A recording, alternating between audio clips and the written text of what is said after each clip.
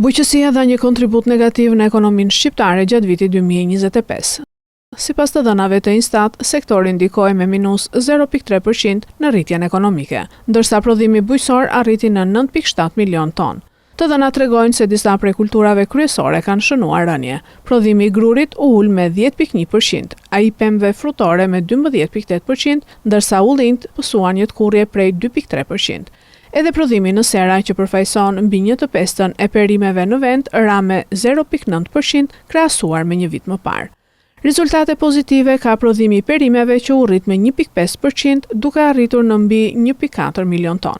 Perimet e njoma vijojnë të dominojnë strukturën e prodhimit me 65,8% të totalit, ndërsa bostanoret shënojnë një rritje prej 5,7%. Rritje panti edhe prodhimi i bimëve medicinale me 9,6% dhe i elbit me 13,6%.